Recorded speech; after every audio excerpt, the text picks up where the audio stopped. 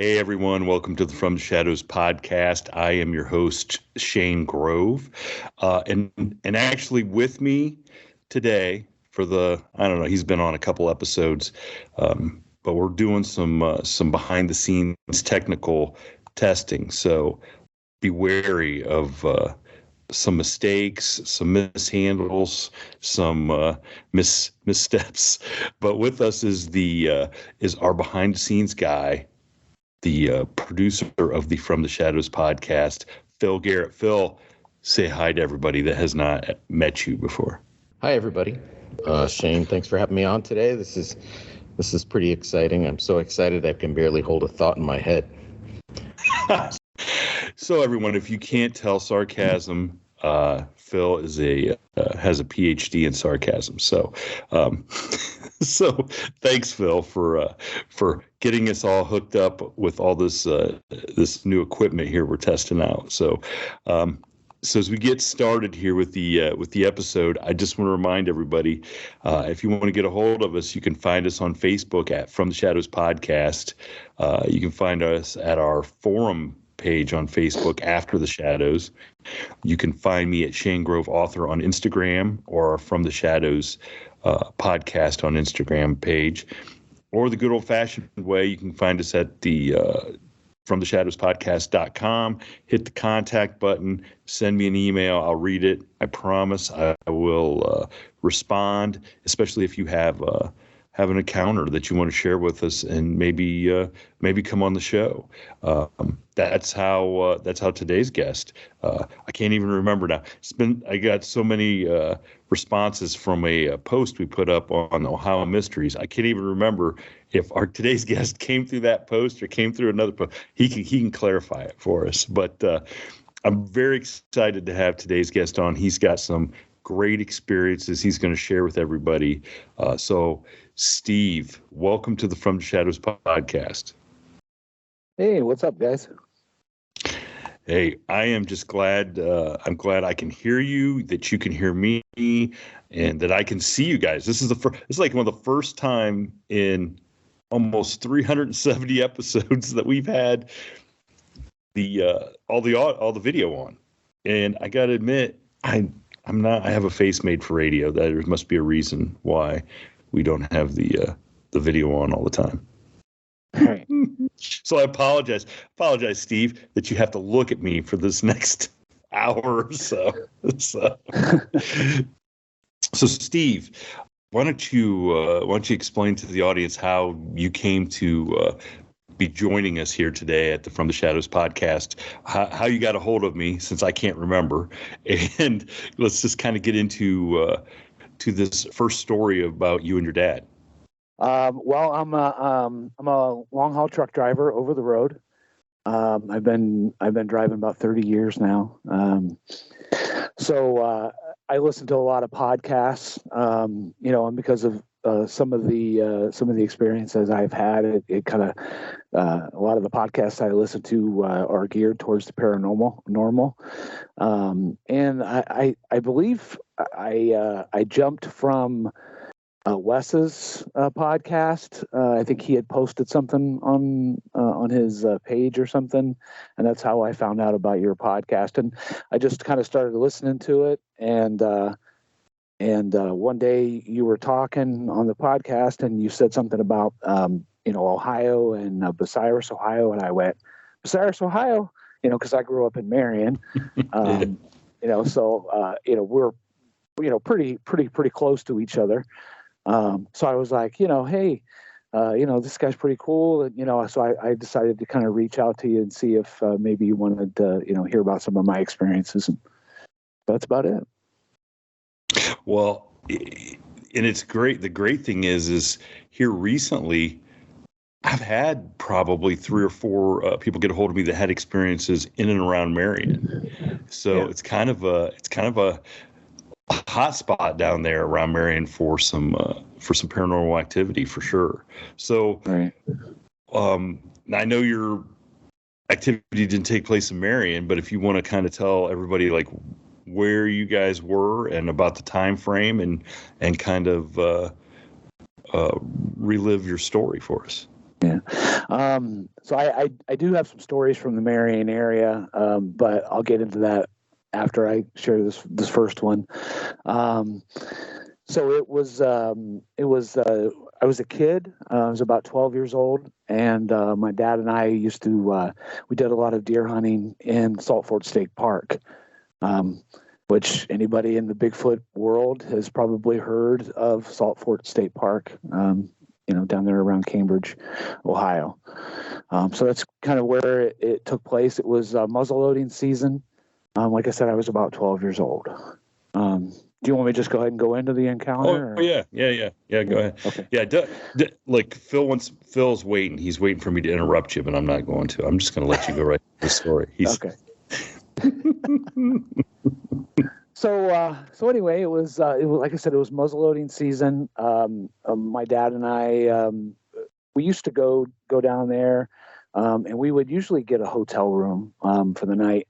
But for some reason, on this particular occasion, Dad decided that we were going to throw a mattress in the back of his Nissan pickup truck, and he had like a cap on it, and we decided to, just sleep at this primitive campground in Salt Fork State Park.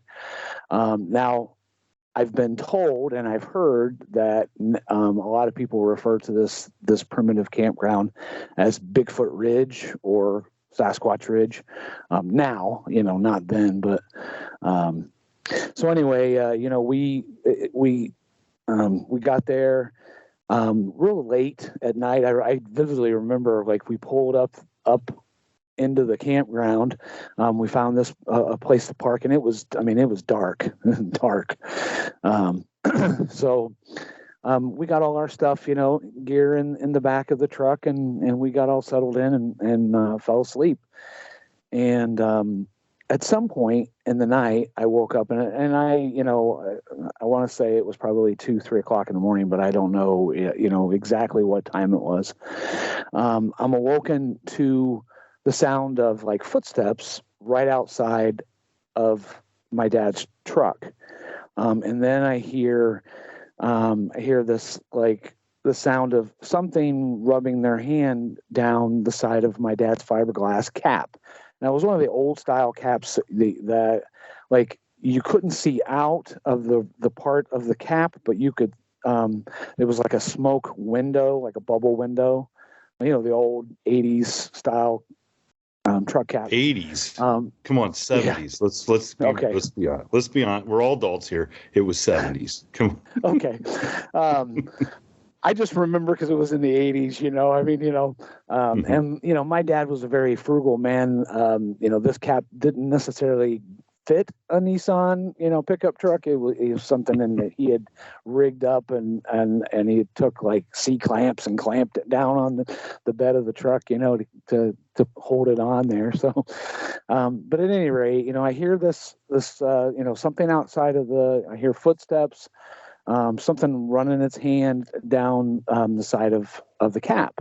And then the next thing I hear is like a couple grunts, and they weren't from whatever was right outside of my dad, of the truck. It was something further back, and then I hear footfalls of this whatever it was walking away from the vehicle.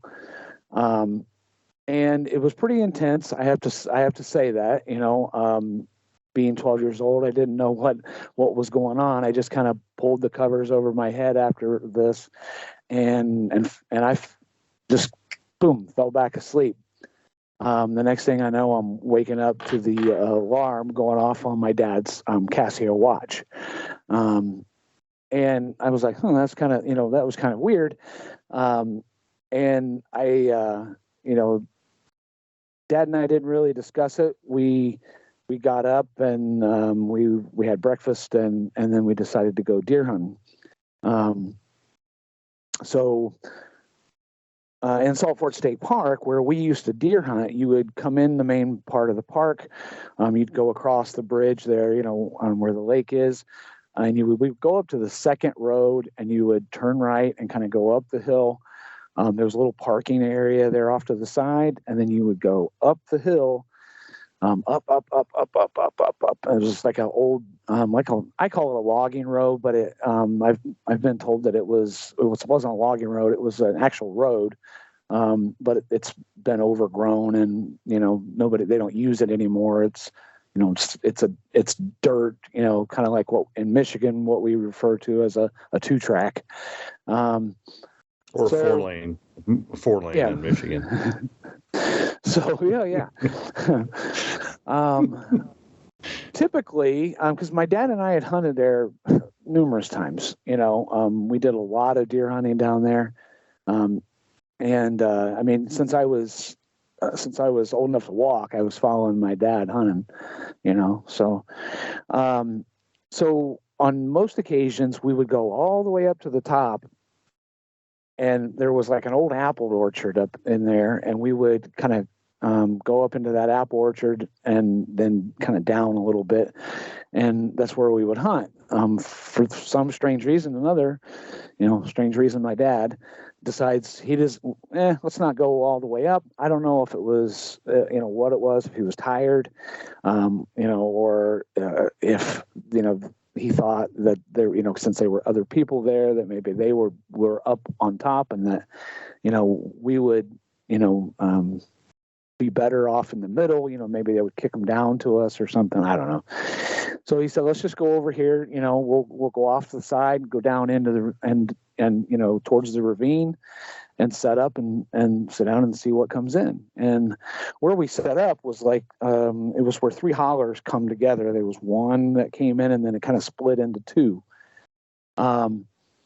So we we got all set up, and we sit down there, and about 8:30, 9 o'clock, a nice deer comes running in, and my dad kind of nudges me and says, hey kid, he kind of whispers it to me, hey kid, looky there, let him have it, So I popped it, and it ran up the other side of the ravine and up into the wood line there, and I heard it fall. And I start getting things around, to, get ready and go after the deer. And Dad just kind of, nudges me and says, hey, let's not worry about it right now. Let's see what else comes in. Cause I mean, he wanted to get a deer too,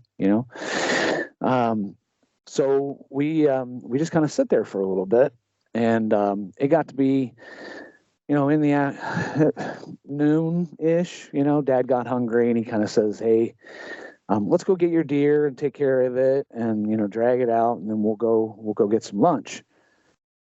So I'm like, all right, we get all our stuff around, and I'm in the front, and Dad's behind me, which is kind of normal because Dad had this kind of funny thing about branches. He would push through the the forest there, and push the limbs out of the way, but then he wouldn't hold them for you. They'd slap back and hit you. So I always kind of like to be in the lead so I didn't get hit, And so we're going up the hill, and I'm in the lead, and we crest the hill. And I'm a typical, young kid. I'm not really paying attention. I got my head down. I'm looking at my feet, or, the ground, or where I'm walking, or whatever. And then I just kind of look up and stand, there's my deer. And then standing behind my deer is what I would estimate to be about an 8-foot creature, which through later on, I've kind of decided that it was a Bigfoot. I don't know that in my 12-year-old brain that I knew that was a Bigfoot, but I mean, it was a Bigfoot, The Bigfoot is just kind of standing there behind my deer, and I stop, and my dad comes up over the ridge, and he runs right into me. Right into the back of me, and then the next thing I know, Dad sees the Bigfoot, and, we're both just kind of standing there awestruck, here's this, I don't know, 900 pound maybe, Bigfoot, 8 foot, 8 foot tall. It was kind of like at this point, after Dad had run into the back of me, it kind of started doing this sway thing, and just kind of staring at us.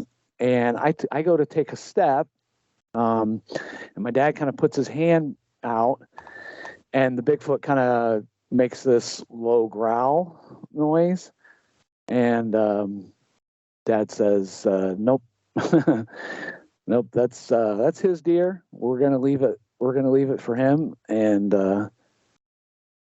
so that's pretty much what happened. We kind of backed away,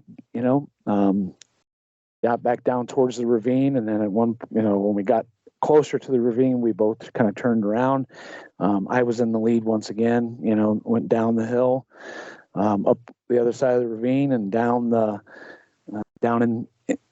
logging road. Got to the truck, put our stuff in the truck, and we left. All the way home from Cambridge, Ohio to Marion, Ohio, we didn't say a word. We didn't say anything to each other. I don't know. I think we were both kind of in shock,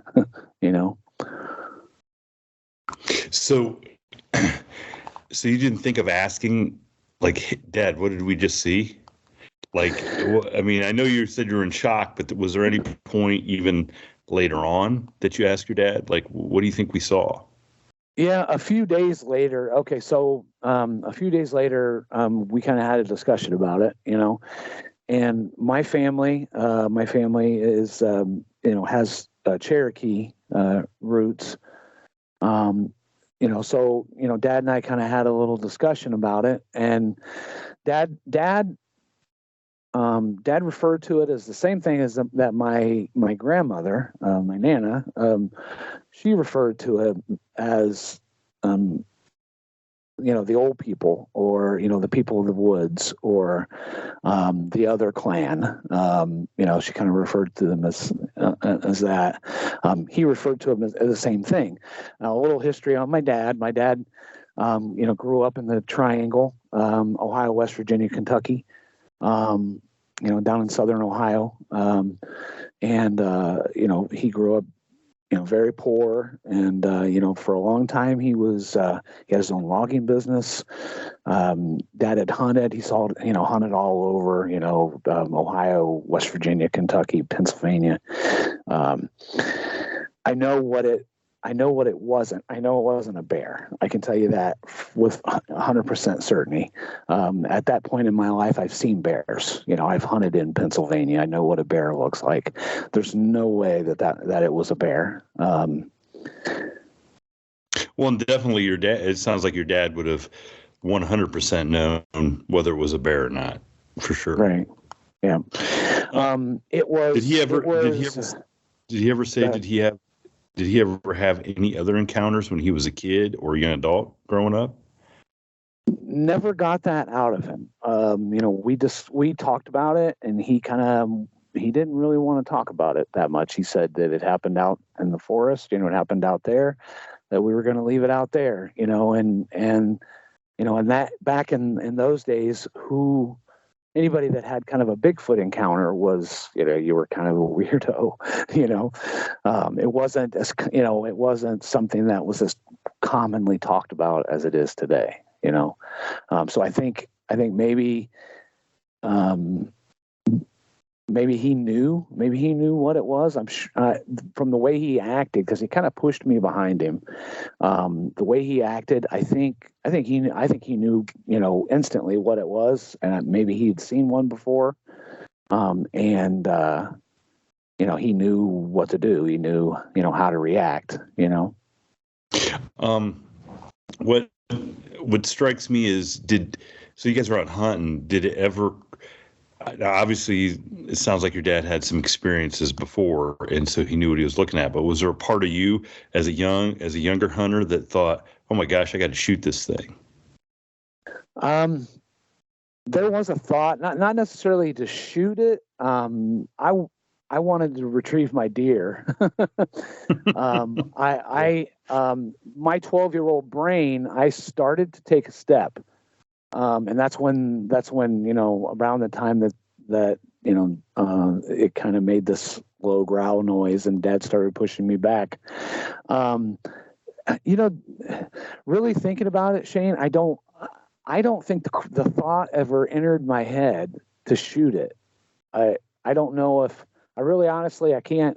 I know a lot of people say, that they've, during their encounter that it looked too human to them.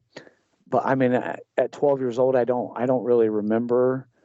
I don't remember that thought going through my head. Maybe because it was standing upright and it was human form that's why it didn't dawn on me to pull up and shoot, but I mean, because I went through hunter training, from the time like I said, from the time I was old enough to walk, I was following my dad in the woods. And, that was one of the things that my dad always instilled in us, that, if you don't know what it is, you're not going to shoot it, Yeah, I was just gonna say that, and I'm not a hunter by any stretch of the imagination, but I can imagine that's probably a rule of thumb, right? That they teach is if you don't know what it is, don't shoot it, because it could ultimately be somebody else, right? Exactly. Yeah. So yeah. But I was close enough that it wasn't it wasn't somebody in a ghillie suit. Not that ghillie suits were, a big thing back then. We were close enough that I got a pretty decent look at it. It was reddish brown in color, and more brown, but like there was like red tinges to it, like where the sunlight would come through and hit the hair. You could, it kind of had like a red tinge, in parts, just massive. Like I said, it was probably, I want to estimate about 8 feet tall. I bet the width at the shoulders were probably over 4 feet. Just immense. I was, to say that we weren't, that we were scared would be an understatement, I'm sure. I'm sure. So this happens, and how does that change anything you do then? You still go hunting? Did it not? I know your current situation, and you're out in the middle of nowhere, so you're not afraid of being outside and being and kind of being on your own a little bit. So, right. Did it not? It obviously did not change your life in that regard, I'm guessing. Well, it did, but it didn't. So my dad and I, continued to hunt, well up until when he got sick. He got sick, a few years ago, got cancer, or not cancer, he got cirrhosis. Man never drank a drop in his life. He got a viral form of cirrhosis, and he passed away of multi-organ failure. But up till the time that he got sick, we were avid hunters. My dad was my best friend. But having said that, we never hunted in Salt Fork State Park again, ever. We never went back. Well, I got to be honest with you. That's what a best friend does. Keeps you from going back to some place where there's danger. We also used to deer hunt in Zanesville, which isn't far from there. Never went back down there either. We started hunting in Delaware, Ohio, in the Delaware State Park, or not state park, but around the Delaware State Park, or we would hunt in Killdeer Plains, but never went back down there. And we had we also used to do some hunting at what they called the reclaimed lands. I don't know if the Ohio Power Company, they pulled all this coal and never went back down there either. So. And that's interesting, is you're talking about Killdeer Plains and that, and those are some of the areas where I've gotten recent reports that there were, Bigfoot sightings there in the late 70s, early 80s. So I wonder if you guys just missed, some of those creatures that were running around down there. Yeah. Which is kind of funny that you guys left one place to stay away from it and may have went right into another area that was having sightings in and of itself that nobody, but the fact is you're right. Back at that point in time, nobody talked about it, and right. and who are you gonna report it to anyway? Right. There was nobody, nobody taking down stories and taking it serious. So you make it through that. And then what? You said you had a couple of experiences in Marion? Yeah, nothing Bigfoot related. When my dad retired, my dad worked at Tecumseh Products in Marion for a long time, and then he worked in Glenwood Range in Delaware. When he retired, he went to work for the Marion Industrial Center. And I don't know if you know much about the Marion Industrial Center, but it's out there by like the depot, right? Out by River Valley High School. Oh, exactly. Oh, yeah. Do you know the history? You mean like it was the munitions for World War II or whatever? And, yeah, it was they buried all the depot. They buried all the cancer-causing stuff underneath where they built River Valley High School.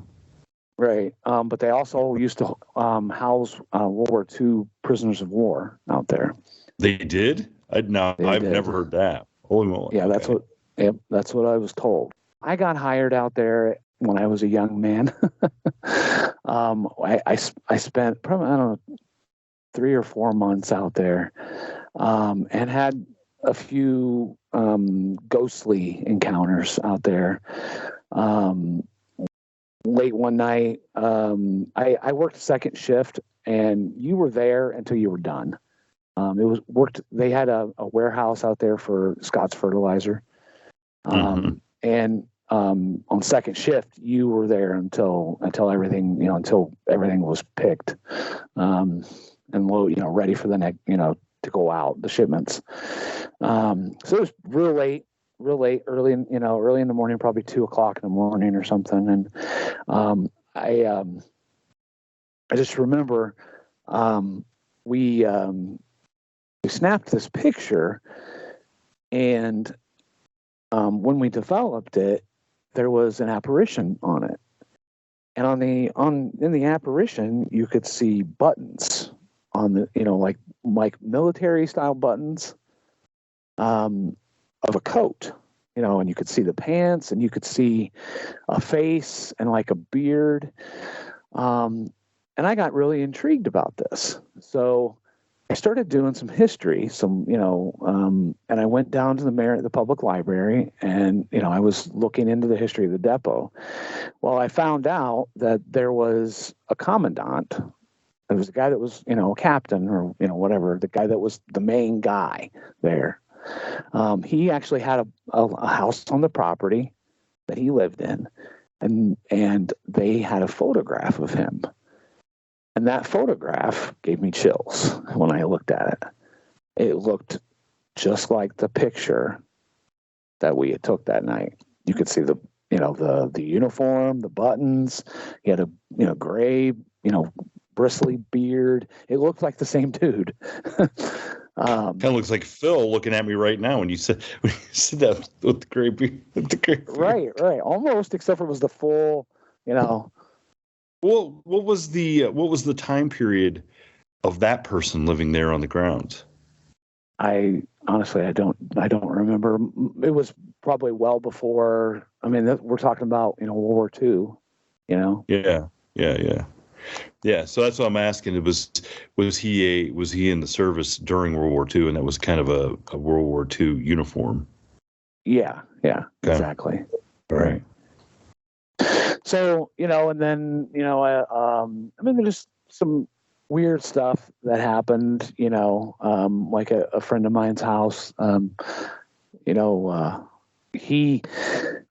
lived in this house over there by the Marion Public Library, and it was supposedly haunted by a the house was at some point supposedly a stop on the Underground Railroad, and if you see how can I put this, there was a woman that had died in the house that was a black woman, and she was like a nanny.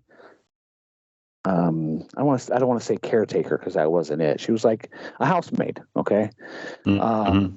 And apparently she died in the house and still haunts it, I guess. But it's probably the perfect type of haunting because her thing she wouldn't like wake you up or grab you or do anything like that, anything menacing, or, she would clean up your mess.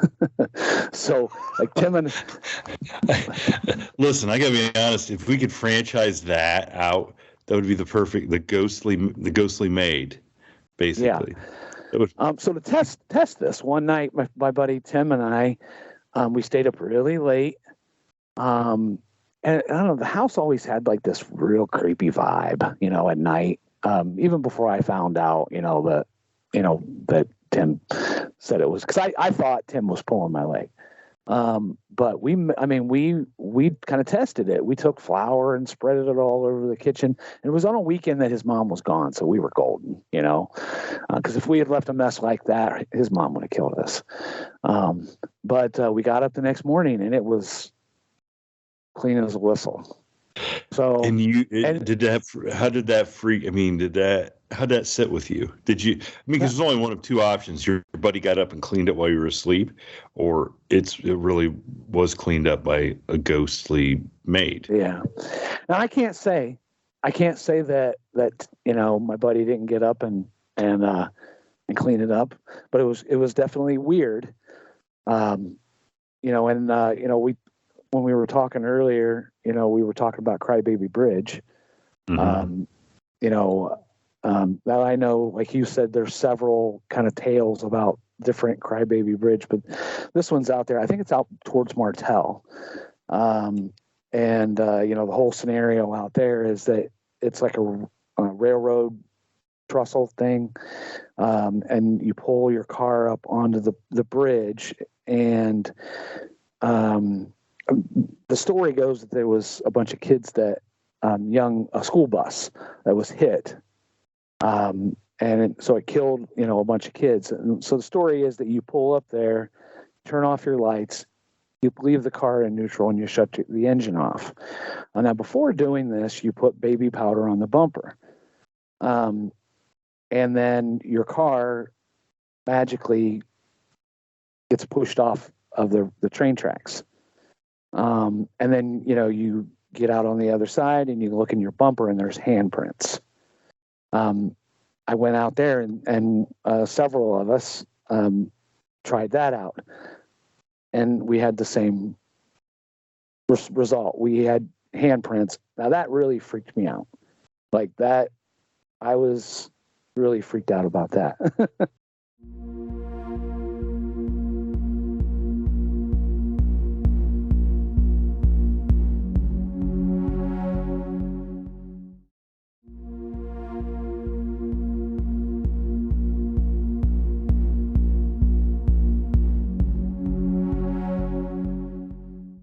Yeah, and I think, like I told you, when we talked about that before, I have had some people from the area contact me about that very same thing, and they took video of it, and when they got out of the car, there were handprints on the baby, like baby powder and stuff, on the back, and now you've said that, I'm going to have to go back and find the messages from these people.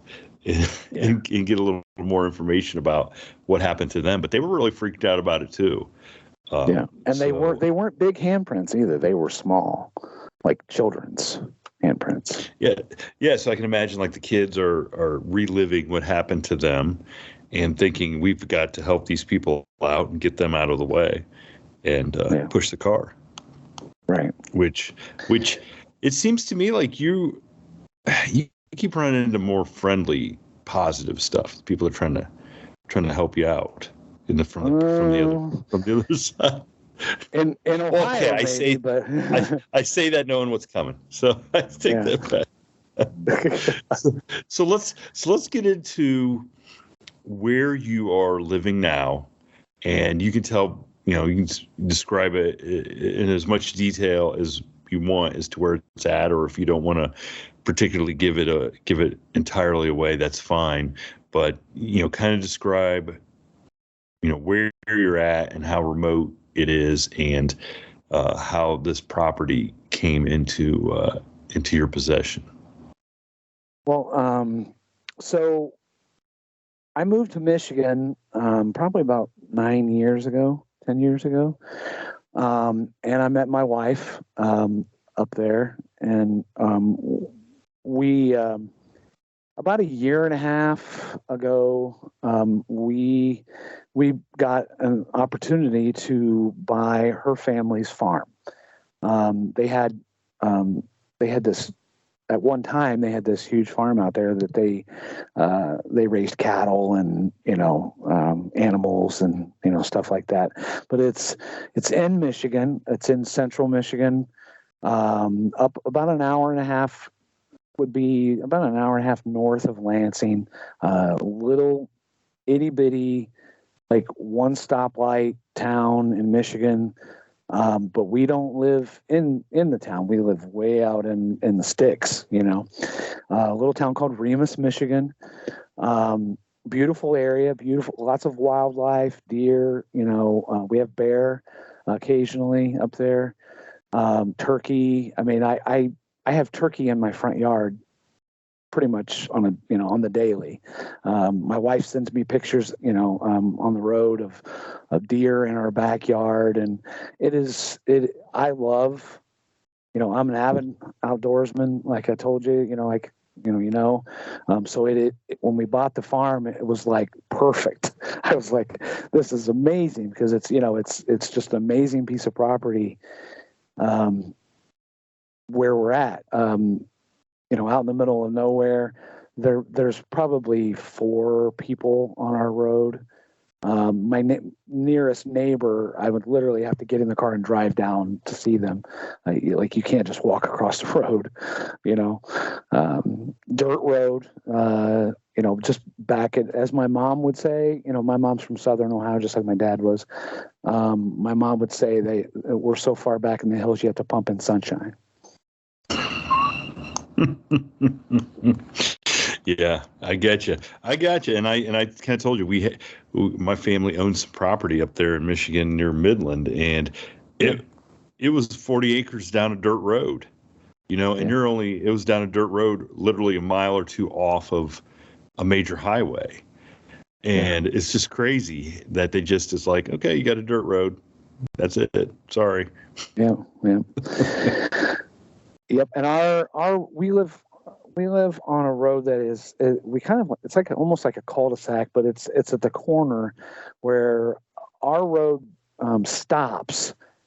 It doesn't really stop, but it stops. Okay. So like it stops and it becomes a 2-track through these other people's property, but you don't. They ran it out of dirt, is what you're saying. You're saying they ran out of dirt. Yeah, pretty much. Yeah, it just stopped, and then it turns on this other road and goes down. But I mean, it's out in the middle of the woods. I mean, literally.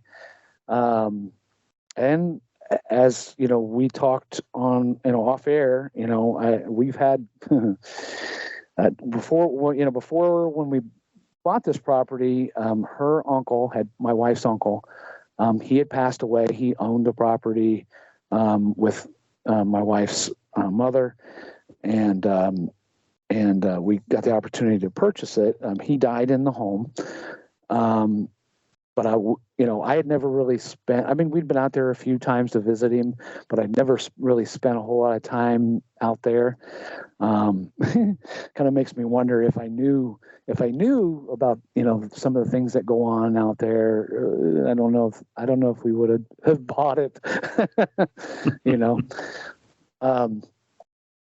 So I've had a few. I think we had probably owned the place for maybe a month or so, and I was walking with the grandkids down the road, and the county comes and they grade the road every so often. I don't know what the idea of the grading is. I don't work for the county, so I don't know what the deal is. But every so often they come by and they'll grade the road and kind of spread the dirt out, because it gets ruts if they don't, I think is why they do it. But the county had came and they had graded like the night before, I think it was the evening before. And we were walking along and just I don't know why, but all of a sudden I just looked down and I looked over onto the shoulder, the side of the road where the road meets the woods, and there was a big 18-inch footprint, human-like footprint. And I thought, I'm like, am I really seeing what I'm seeing? And this is just right down from, between me and my, our closest neighbor, not very far from my house, from the front of my house. So I kind of stopped and I look at it and I bend down, and then, the grandkids come over and they're kind of like, what's going on, Grandpa? And I'm like, I'm looking at this print here. And one of the older grandkids, he's like, what is that? And I said, I don't know. I kind of beginning to think it's a Bigfoot print, and which kind of shocked my grandson a little bit. But you could see toes. I've really looked at this footprint for a while. I looked to see if it was a double step, from everything that I could see and looking at this print, it wasn't a double bear step. You could see 5 toes. It was, to me, from what I've understood, like a double step is a little more narrow at the back of the print. That's from, like where the arch would be in a human print. There was no discernible arch. It was big. It was, big back there. It was fairly vague. You could see the toes. You could see the push off where the whatever had stepped into that, that soft soil had pushed off of it. To me, I'm not a tracker. I'm a hunter, but I'm not I'm not a man tracker or nothing like that. Looking at the footprint, one, because of the size, to me, there's no way on God's green earth that was a man. If it is Shaq, or I don't know how big Shaq's footprint is, but either Shaq or somebody like that is walking around the Michigan woods, barefoot, which I wouldn't advise. Well, that's a reasonable explanation for that. I mean, come on. Yeah. Right. Yeah. Yeah, I mean, how dare he, walk around my backyard and not come see me, Exactly. Right. So that was kind of my introduction to there's some things going on. So I took this footprint and I sent it 2 places. I sent it to a friend of mine that runs a she has a Facebook group, and I posted the picture on there, and she said that with where I live, that there's what they call a north-south corridor, that the Bigfoots travel up and down the north, from the north to the south, from like the Manistee forest, downstate, and then go downstate. And they travel right through where I live. I don't know how true that is, but that's what she explained to me. And I also sent it to Cliff Barrickman. I emailed it to him, and he, he said that he couldn't say that 100% that it was a Bigfoot print. And I said, hey, hey Cliff, these are really vague, but here's what I got. And he made some comments on it, but he couldn't 100% identify it either. He said it was interesting. So, well, I mean, he would certainly. He's seen enough footprints, pictures, casts, everything in person, that he'd be a good person to get an opinion on it for sure. So then, a few minutes later, or a few months later, and by this time we're getting into say fall. I come out my front porch, and I'm having my favorite thing in the world is first thing in the morning.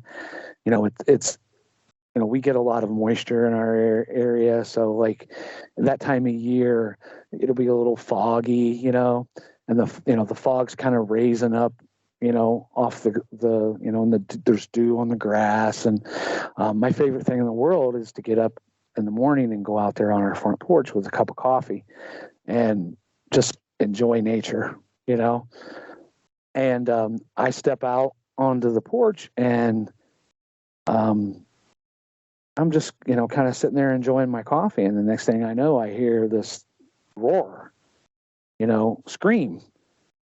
And I sit there and I was kind of like, okay, what is that? And then it does it again. And then my wife steps out onto the porch and it does it again. And she looks right at me and she goes, "What is that?" And I kind of looked at her and I kind of shook my head and I said, "I don't know." I said, I know what it's not. And I know I've heard foxes. I've heard bobcats. We've got bobcats out there. We've got foxes. I've heard all kinds of stuff out there. And now we routinely hear screams, howls. We have, and we've started to get some visitations. We've had things hit. We have what they call the old milk house, which is it's just a garage. It's where they used to process the milk from the cows, and it's a building that it's nothing fancy, but it's got a metal roof and a metal sides to it, and one part of it is block. But about a couple weeks after I heard the scream, we were laying there in bed one night, and I heard this wham, metal roof. Something's hitting the metal roof. About a week later, we had a house slap. Something hit the house on like right behind our head where we sleep. And at that point, I came out of the house. I grabbed my 30-06 and I came out of the house because I wanted to know what was going on. Didn't. I mean, this is the middle of the night. 1:30, 2 o'clock in the morning. Didn't see anything. So a lot of weird things happening out there. Well, yeah, I mean, 1:30, 2 o'clock in the morning where you're living, even if it's not a Bigfoot, there shouldn't be anybody out there messing around anyway. Right. I mean, and that would be, I gotta be honest, in my book, that would be just as unnerving, having somebody out there smacking the side of your house and, throwing stuff on the roof. Yeah. And it wasn't a light slap. It was, I mean, it rocked the house like wham. Which, I mean, I have a little bit of PTSD. So, which, really, I mean, I was up and on it, it jarred me, So, from there, my wife spends a lot of time at this place alone because I'm, like I said, I'm an over the road truck driver. So I kind of, she kind of blows everything off. It's the wind, or, to me, some of the explanations don't make any sense. But now I had an encounter with something that I call, and I know you said it, you said you don't know really what a wraith is. But I've looked it up. I don't think it's a wraith either, but I don't really know what to call this thing. What definitely wasn't a Bigfoot. But it was, it was just recent, I think it was like the last time that I was home. Was in bed there one night, and I had remembered I'd been out in the shed in the milk house. There's a part that is hooked to the milk house that I call the shed, and I love Harleys. I work on them sometimes, rebuilding things and working on my own bike and whatever. But I had been working out there, and all of a sudden I realized that I'd left the light out there on. So I get up and I go outside, and I go out there to shut off the light. I shut off the light, and I hear a noise, an odd noise behind the milk house. And it was like an animal noise, but it was an animal noise that, like, I wasn't familiar with. It was a sound, you know what I mean? It wasn't like I heard a stick break or, a tin, like somebody slapped. It was like, and I couldn't even do it justice by trying to imitate it. But I got curious, and I come out of the shed and around the side of the milk house, and which right behind my milk house is it's wood. It's, woods. And I get to the tree line, and standing just inside the tree line is this thing. Huge thing. Very tall, shadowy, black. Okay.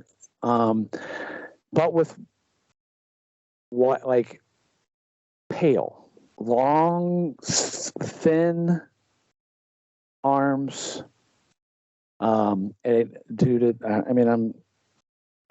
sitting here getting goosebumps just talking about it, because this rocked me to my core. I'm not, when we talked, off air, I'm not afraid of nothing, this thing scared me to the point where, like, now at home isn't home. Whenever I'm there, I'm armed. And that is probably stupid. Most people are going, "Rudy, you're an idiot. You're not going to be able to do anything." But I don't know.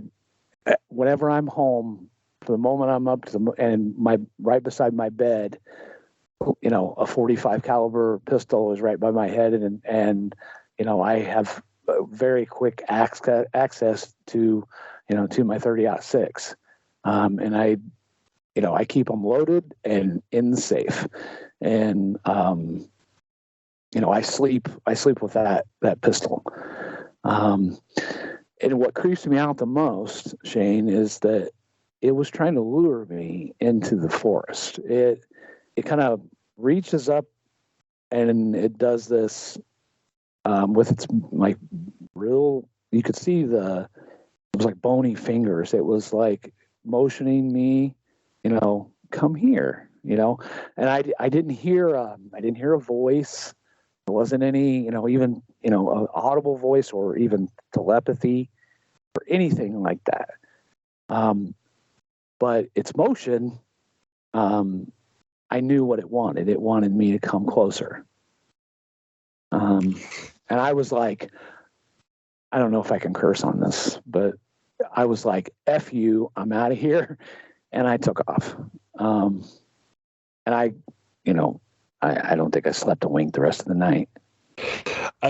Now, the first thing I want to say is, did you see the white panel van, and did he have a sucker in his other hand? Like, but in all seriousness, now you say you got a gun. Does this even seem like something that a weapon would have any effect on? Because it doesn't seem very. Even though you experienced it as a almost a material thing in front of you, it doesn't sound like it was really like a flesh and blood creature. It was more like a spirit or something. Man, I don't know. And like I said, when I told you I'm armed 100%, the time that I'm there, it sounds stupid. Because what am I going to do? I mean, it's that's not gonna help me in any way. Maybe I would be better off carrying a Bible. I don't know. But for that thing, I got to think that might not be a bad idea. Yeah. Because, and I think when you told me that story, I had just heard on another show a lady talking about a shadow figure that was down in their basement, kind of doing the same thing, trying to make, and I use this, these are her words, kind of like trying to make friends with her kids. Their kids would come up and describe how this thing would appear and try to interact with them and then disappear when they kind of got a little bit shook. And then when they had the priest come over, the priest said, these entities that come to you in the form of like a shadow figure, try to lure you in by lowering your guard, trying to make you feel like there's no danger. And that's the real danger, is that once they get you to put your guard down. And that was weird that I had just heard that. And you're telling me this, basically sounds like a big shadow figure, but trying to get you to go into the woods. Yeah, and I've heard some stories of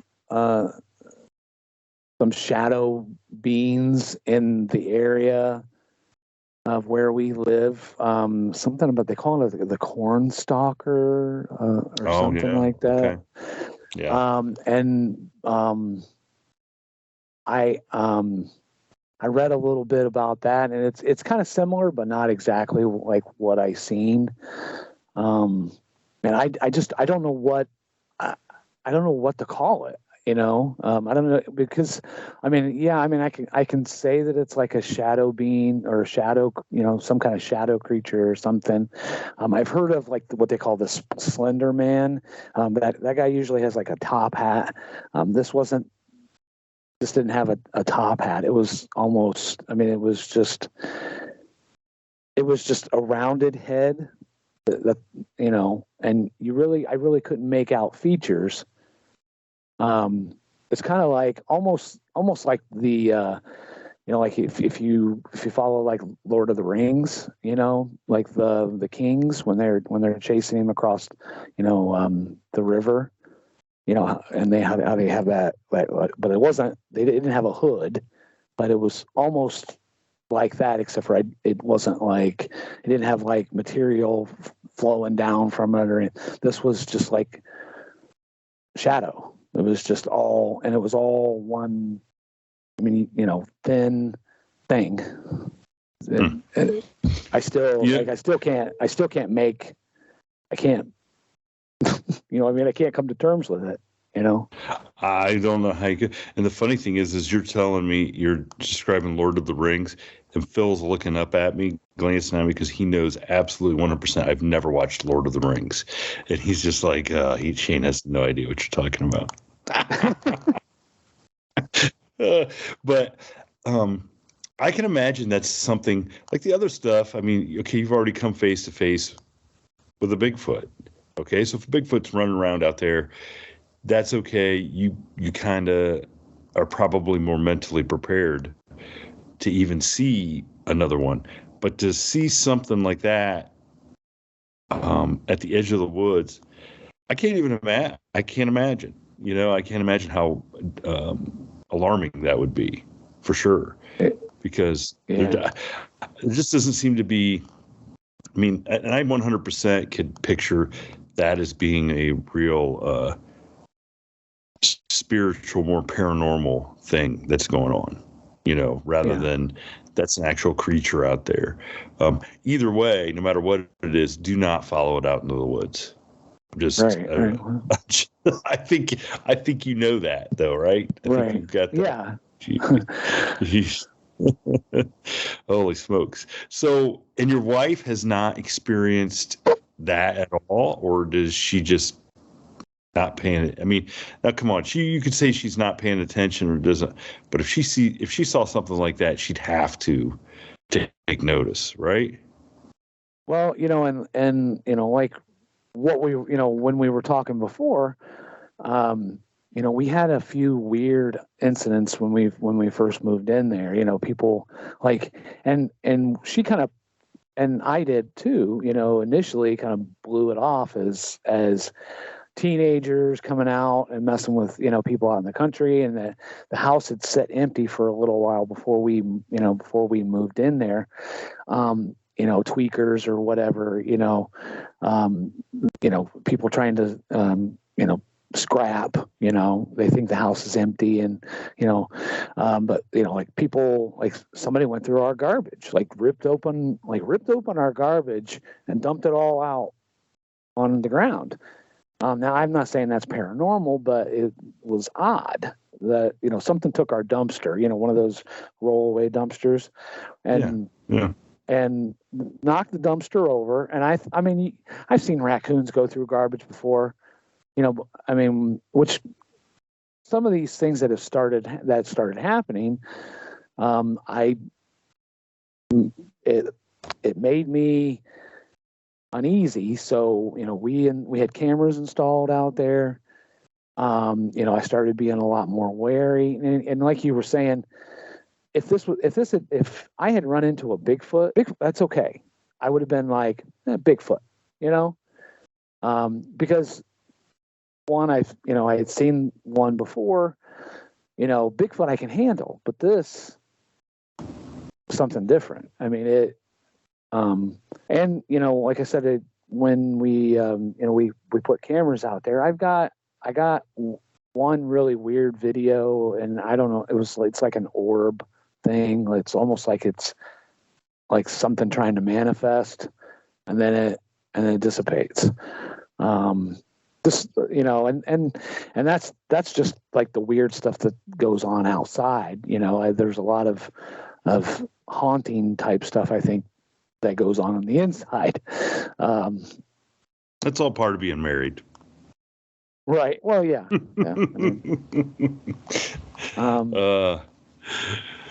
Geez. Well, Steve. I don't know. Well, Steve. So I'm gonna let everybody know. So, we've heard some great stuff from you. I mean, I think, gotta be honest, that's what you get for moving to Michigan. You get some crazy stuff happening. Right. In fact, I think you're probably up there pretty close to wherever Tim Lovelace lives. And I know, if you're in his neighborhood, it's crazy up there anyway, just because he's living up there. But I appreciate you sharing, the stuff from your childhood and what's going on now, because that sounds very unnerving. And I would just hope that you, would stay vigilant and definitely don't go out into the woods. But we're gonna, we've got a whole episode right now. So I know you got some great stories from your over the road trucking. So we're gonna say goodbye for this episode, and then we're gonna record. We're gonna hear some of your stories from Crossroad, and we're gonna put that up as an episode on Patreon. So for everybody listening, if you want to hear more from Steve, by the time you hear this, his Patreon episode will be up, and he's got some really great spooky paranormal and not so paranormal experiences from out there driving truck that he's going to share with us. He's going to bless us with some more of these cool tales. So for now, Steve, thank you so much for joining us and sharing this. Yep, no problem, man. All right. Well, hopefully you guys will join us over on Patreon. Thank you for tuning in to this week's episode of the From the Shadows podcast. Until next time, never shy away from the darkness or what may be lurking in the shadows. We are out.